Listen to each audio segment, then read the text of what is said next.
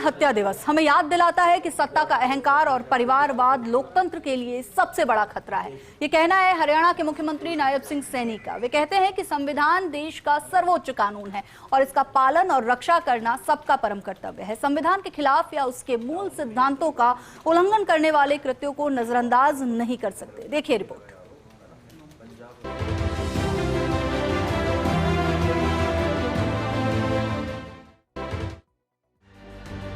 आपातकाल को लेकर हरियाणा के मुख्यमंत्री नायब सिंह सैनी कांग्रेस के खिलाफ मुखर हैं। मुख्यमंत्री नायब सिंह सैनी ने कहा कि 50 वर्ष पहले 25 जून 1975 को हमारी लोकतांत्रिक मर्यादाओं को ताक पर रखकर आपातकाल लागू कर संविधान की आत्मा की हत्या कर दी गई थी। इसके लिए आंतरिक संकट का हवाला दिया गया, जो दरअसल सत्ता में बने रहने की निजी महत्वाकांक्षा थी। उसके 21 महीने बाद तक पूरा देश तानाशाही के चंगुल में रहा।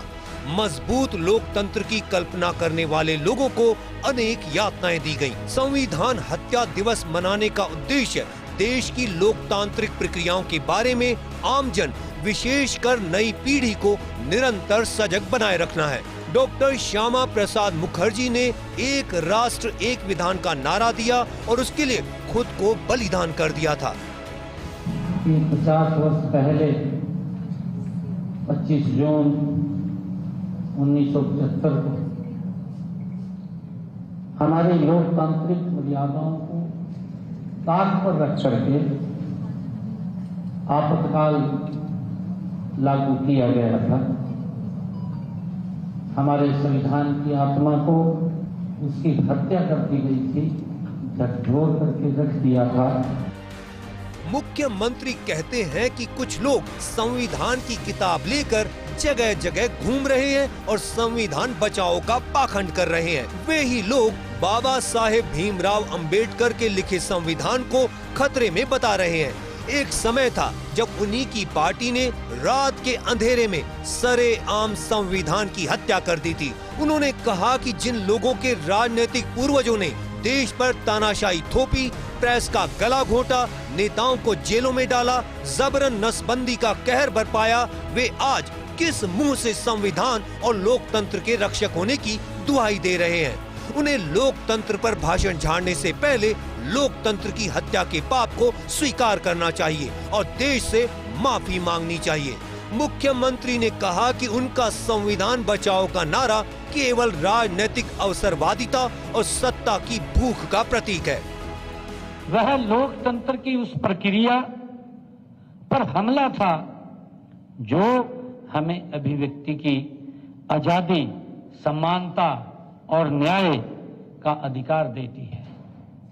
हमें इस बात को भी समझना है कि वह हमला था डॉक्टर श्यामा प्रसाद मुखर्जी जी के उस विचार पर जिसमें उन्होंने एक राष्ट्र एक विधान का नारा दिया और उसके लिए उन्होंने खुद का बलिदान दिया।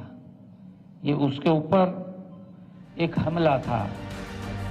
मुख्यमंत्री ने कहा कि जिस पार्टी ने उस समय लोकतंत्र को कुचला, वही फिर से संविधान की दुहाई देकर समाज में भ्रम फैलाने का प्रयास कर रही है। 2024 में लोकसभा चुनाव के दौरान राहुल गांधी ने दावा किया था कि यदि भाजपा सत्ता में लौटती है तो वह संविधान को खत्म कर देगी।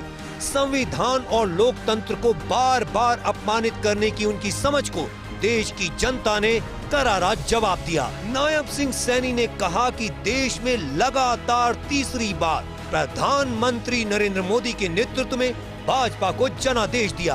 कांग्रेस का इतिहास इस बात का गवाह है कि उसने धारा 370 जैसी विभाजनकारी व्यवस्था को बनाए रखा। 90 से अधिक बार धारा 356 का दुरुपयोग कर राज्य सरकारों को बर्खास्त किया और 75 बार से भी अधिक संविधान में संशोधन कर अपने राजनीतिक हितों को साधने का काम किया।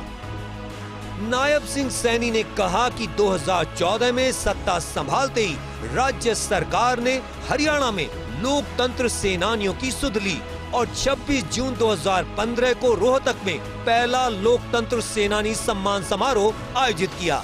लोकतंत्र सेनानियों को जीवन साथी सहित सरकारी कर्मचारियों की तरह चिकित्सा सुविधा देने की व्यवस्था की।